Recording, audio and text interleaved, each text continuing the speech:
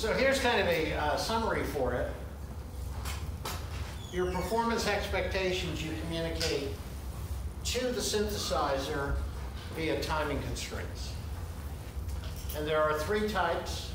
The period covers delay paths between synchronous elements, offset in from an input pin to the input of a synchronous element, and the offset out, which is a constraint from the synchronous element output to an output pin. And Xilinx provides a constraint editor where you can enter all those constraints in.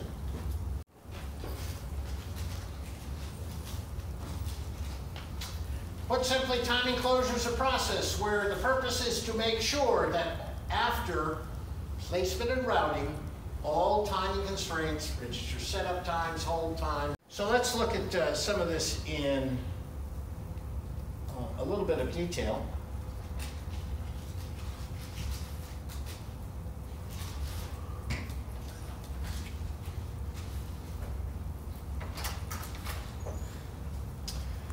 So the first thing, bubble number 1, is you define behavior and performance specifications. You then want to specify good pin constraints. In the global timing constraint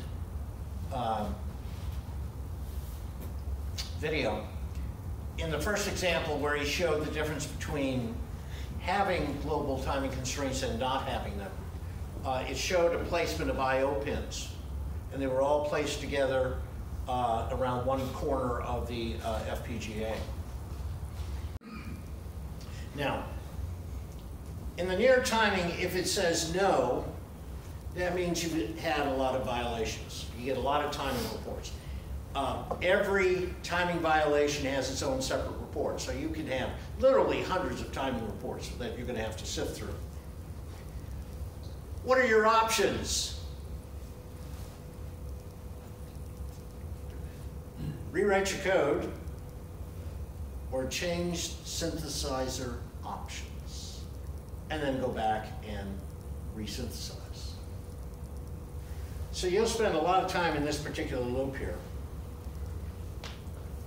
Once you're, it appears like you've met the timing, you can go ahead and do the place and route, and now do a more sophisticated timing analysis. So this is a pre-implementation and a post-implementation timing analysis. Now, if you've met it, you're done. If you haven't met it,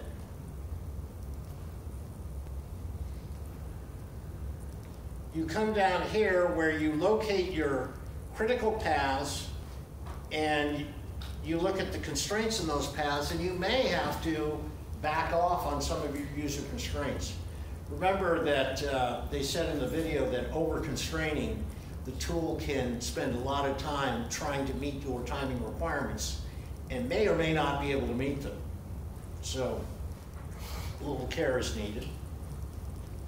So now you implement, and it doesn't show it on here.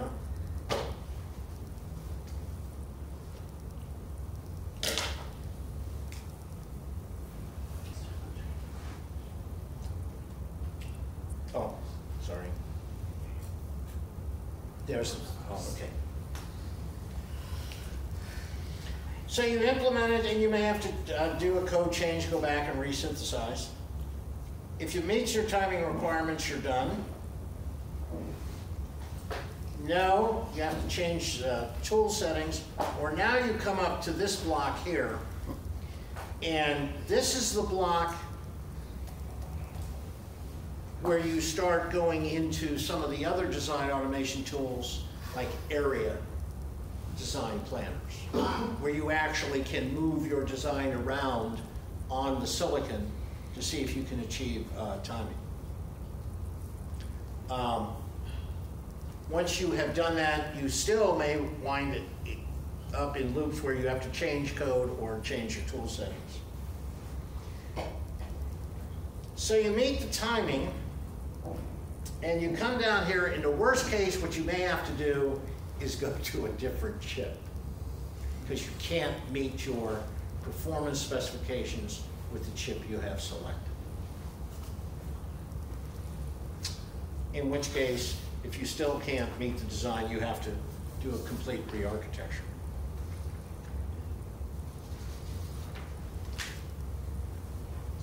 So it turns out that every device family has its maximum performance ratings that measure the device's speed. And for these particular families, these are the maximum clock speed, and this says peak performance. It assumes that you only go through, at most, one logic level. If you have any designs, any paths where you're going through a couple of LUTs, then you have to back off on this, yeah. If we do like a LUT and a register node, then isn't that basically one LUT? Because it's like we've clocked it and now we're Yeah, that's one logic level. Okay, but then if I go through another LUT and then If you go from one LUT, in every LUT in a path, consecutive, is a logic level. So if I have a register, LUT, LUT, and then the next register, that's 3 levels. So in teleregister, basically. I'm sorry? It's like from in between registers or something? Between registers. Okay, so as long as I put a register, then I can get higher performance, right? Because it's like a pipeline. Which is, and what was that called? The Retiming retiming or pipeline. So the question is, what is typical? Because this is maximum. Incidentally, when you get your timing report, I know on the Leonardo Spectrum, which is produced by Mentor Graphics, they will put in there an estimate of what your maximum expected clock speed is for the design that got implemented. Okay, so we have to get some sort of estimates. And as I stated before, the synthesis tools have access to logic delays, LUT delays, but not net delays.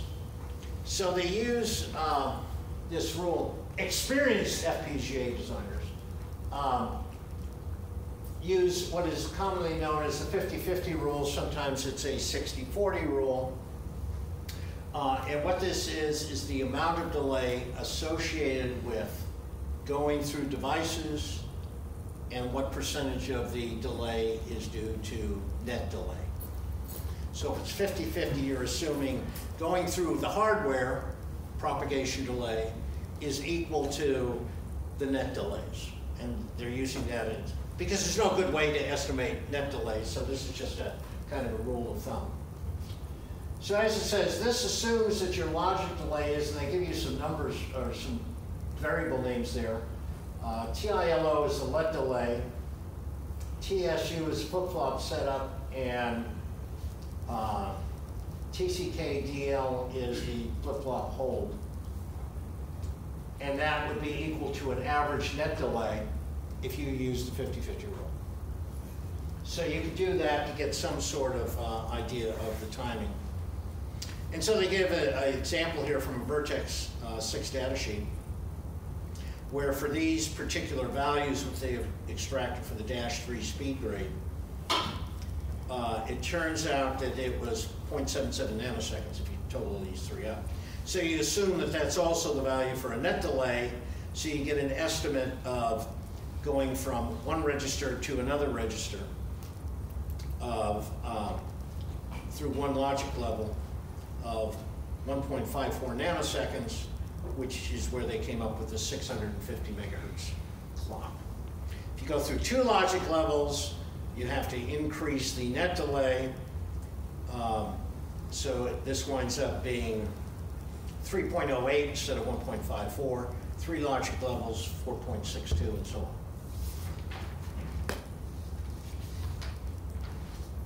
So you have to remember that a logic level is a clock to output on a combinational logic block register plus a LUT delay plus a setup time. And as it says, your performance is greatly impacted by the number of logic levels.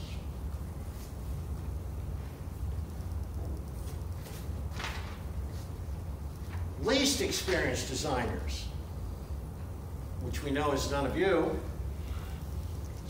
typically design their worst-case path at 3 to 5 logic levels, while more experienced ones design theirs for a path of 2 logic levels at most. So that's something that you should shoot for. Of course, this depends on following good HDL coding techniques, replicating logic to reduce high fan-out net delays. That was something I had mentioned in the previous lecture. Pipelining to reduce your logic levels, which is something that you just brought up. Using alternative design techniques, not sure what he means by that. Using synthesis options to possibly reduce logic levels. And using advanced implementation options to improve the place and route. That's using some of the planning tools that are available.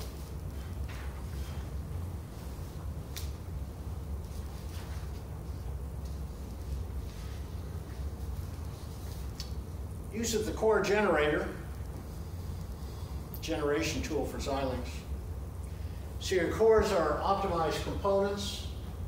They're created by expert designers who have the in-depth knowledge of the Xilinx FPGA architecture. So those rules, like, gee, I shouldn't have more than 2 logic levels, when they develop the cores, those are rules that they enforce. And that's why those cores, that second-party IP, has been optimized for that particular FPGA architecture. They use the optimum architecture resources to save you from instantiating it. And it has guaranteed functionality, which really helps during simulation. Cores that contain mapping and placement information, the .xgc file that is produced by CoreGen, have predictable performance that's constant over device time, size, and utilization, which means that you can get a more accurate timing estimate for your particular design.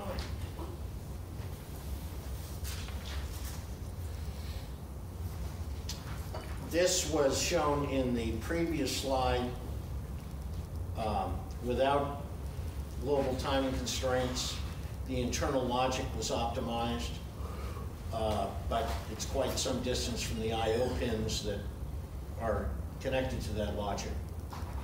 Here, we backed off a little bit on the internal timing, but placed the logic closer to the I/O pins. Wound up with a faster design, even though the internal timing of this has been compromised or relaxed a little bit. But that was the effect of the global timing constraints.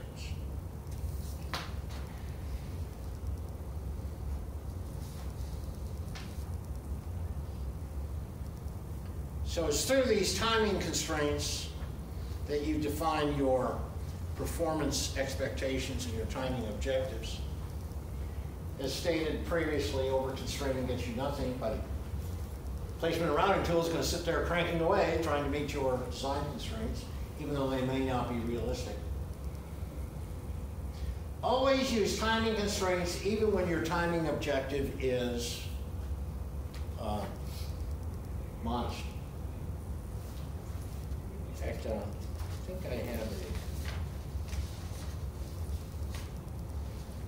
statement in here someplace.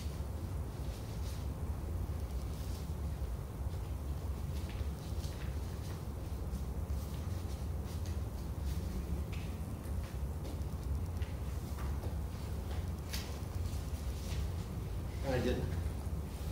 Simply put, if you don't specify any timing constraints, then the synthesizer assumes you don't care anything about timing. That may not be true. Unrealistic constraints will cause the tools to stop. And after implementing as shown on that flowchart, you should review the place and route static timing report to determine if your objectives are met.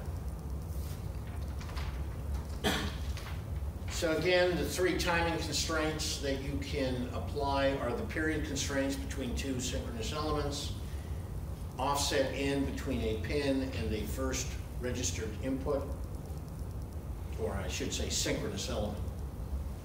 and the offset out, which is from the output of a synchronous element directly to a pin. May go through a lot. So now you want to analyze the design after the place and route. And there's a lot of factors to include, to consider. Poor microarchitecture, neglecting synchronous design rules, or using incorrect HDL coding style. Poor synthesis results, too many logic levels in the path, we'll see this shortly. Inaccurate or incomplete timing constraints, poor logic mapping or placement. Each root cause has a different solution. We're going to look at a couple of examples and potential solutions. Notice number one, rewrite your code. Ensure the synthesis constraints are correct and use the proper synthesis options. Synthesis attributes, for example, Lattice said large finite state machines should be one-hot encoded. Add path-specific timing constraints, resynthesize or re-implement with different software options. Correct interpretation of timing reports can reveal the most likely cause. Let's look at some examples.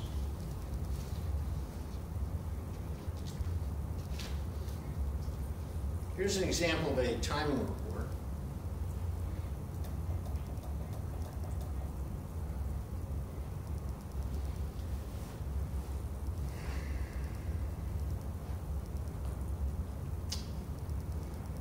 Okay, it says this particular path is constrained to 3 nanoseconds.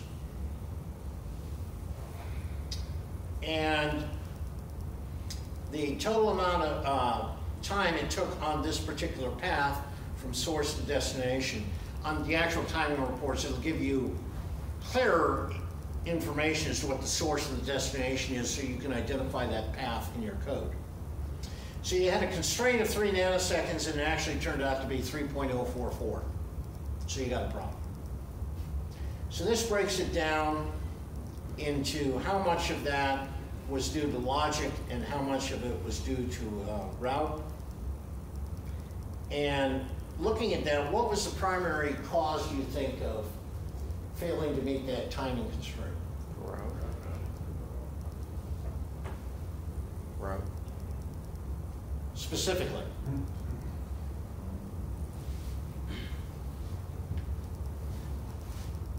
The output doesn't get there when it's expected. I didn't hear a word you said. The output doesn't get there when it's expected. No. I want specific identification of what is the most likely cause. The Tylo net. With The Tylo net. It's in net 2. net 2. Between let 1 and let 2.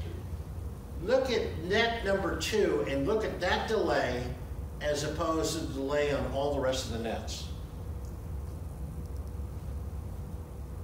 It's almost an order of magnitude higher. Would that be the path length then, because it's just net? Yeah. Because it's just a net, there's no logic or... So that's one of those cases where things are too far apart.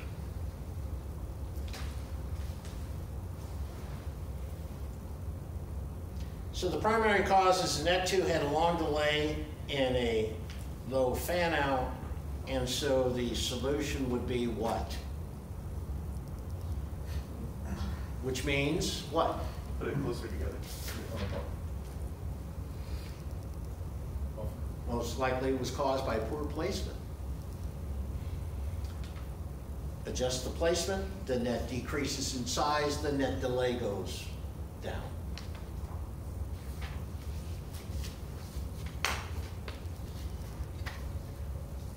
So, the poor placement solutions are, you can increase the placement effort level. You can use Spark Explorer, which is one of those design tools where you can jiggle around the placement. Or you could put a area constraints on with plan ahead. And all of those would take a look at that and adjust the placement to shorten the length of that. So what does it mean by adjust the placement effort level? Does it just spend more time? Yeah. Okay. It's kind of like in C compilers, for example, you have different optimization levels. As you increase the effort level, of course, the computation time goes up before you actually get it. But so it just puts more effort, if you will, into it. All right, here's another example. This is case number 2. This path is also constrained to 3 nanoseconds. It turns out that this was 3.773 nanoseconds. What's the primary cause of this timing failure?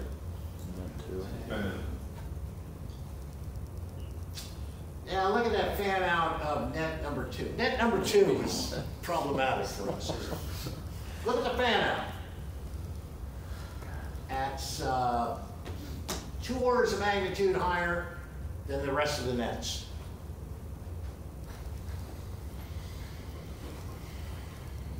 Duplicate LUT 1 then? Say again? Do we duplicate LUT 1?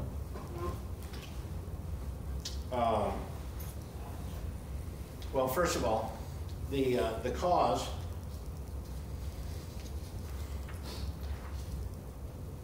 is obviously the high fan out, which says that that's a very long net. Now that was the same thing that we saw in case number 1.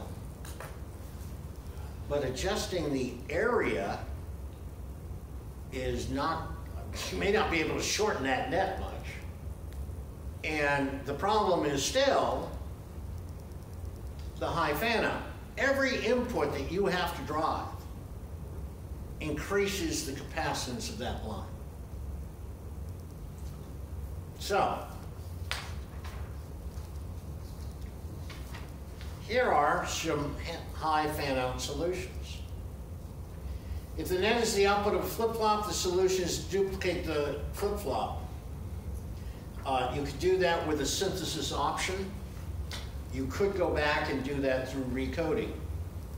Duplicate the module. It may not be the best solution, but you could do it that way as well. If the net is driven by combinatorial logic, locating the source of the net in the HDL code may be more difficult, so synthesis options to duplicate the source may be a better choice.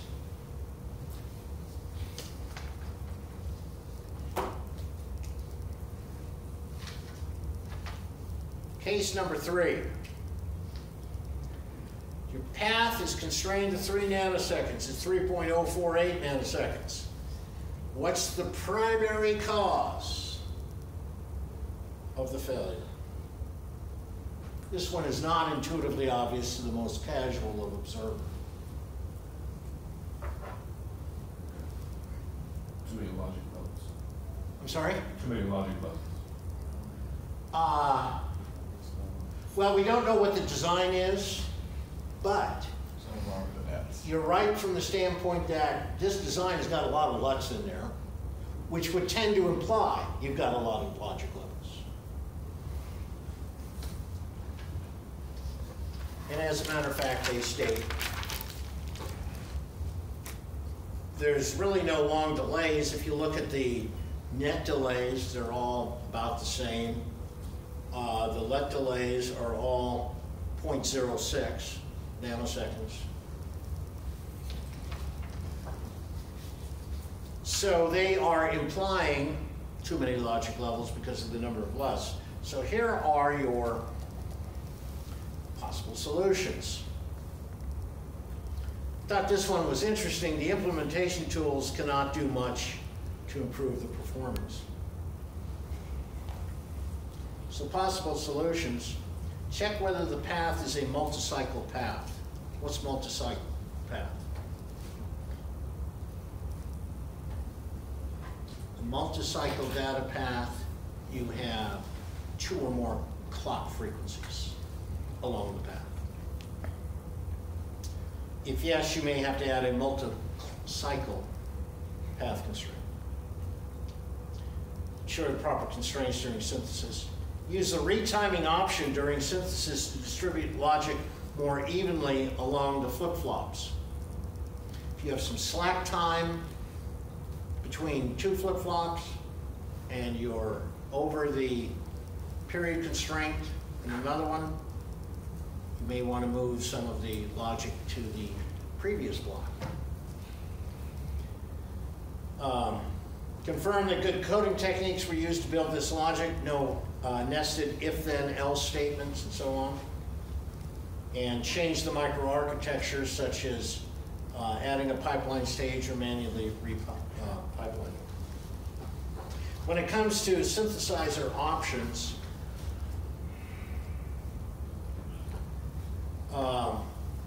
there's a number of things that you could do. Timing-driven synthesis, do some work on the finite state machine implementation, retiming, duplicate registers to reduce fan out. Take a look at your hierarchy. Resource sharing, we looked at that when we looked at the Lattice hardware description language coding guideline. And then physical optimization, look at the placement on the chip.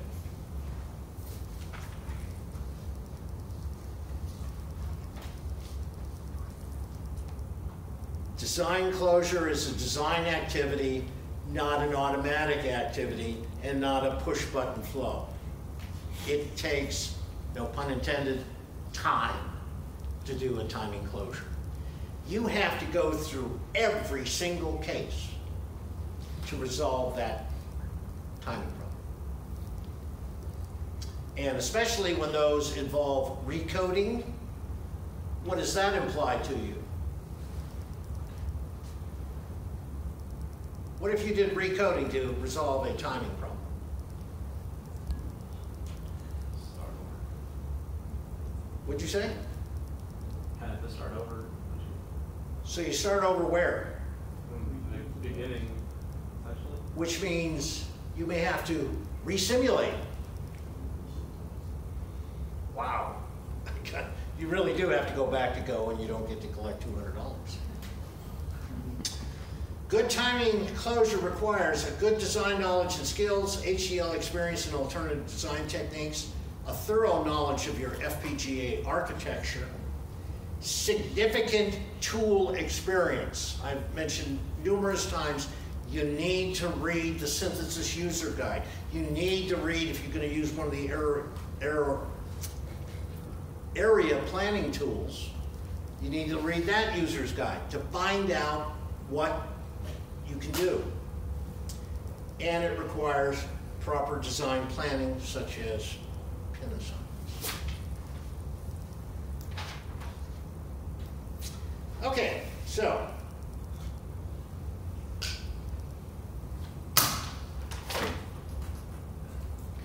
evaluation is supposed to give you 15 minutes. We have 15 minutes left.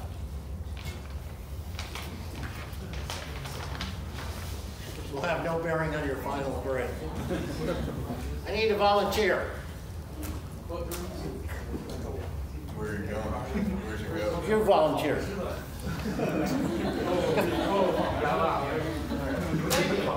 Okay, so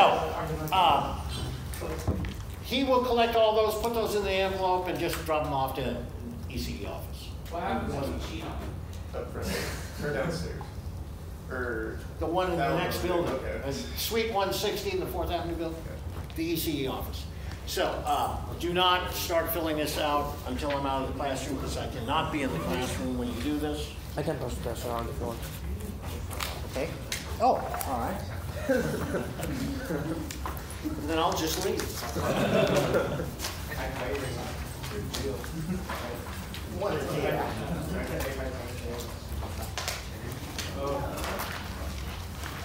There we go.